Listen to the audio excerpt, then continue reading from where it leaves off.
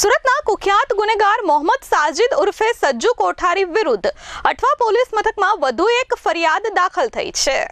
સુરતના કુખ્યાત ગુનેગાર મોહમ્મદ સાજિદ ઉર્ફે સજ્જુ ગુલામ મોહમ્મદ કોઠારી સામે અઠવા પોલીસ મથકમાં વધુ એક ગંભીર ફરિયાદ દાખલ થઈ છે।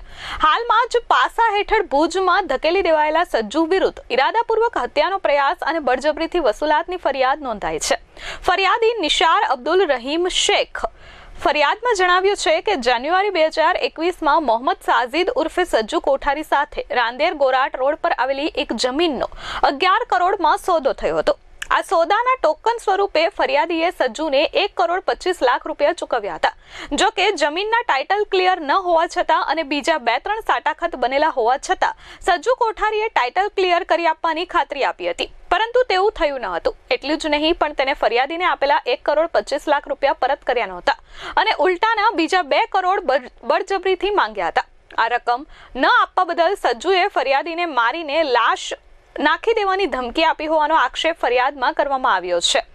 આ ગુનો સુરત શહેરના નાનપુરા જમરૂખ ગલી વિસ્તારમાં બન્યો હતો। નાનપુરા વિસ્તારનો રહેવાસી સજ્જુ કોઠારી અસંખ્ય ગંભીર ગુનાઓમાં સંડોવાયેલો છે।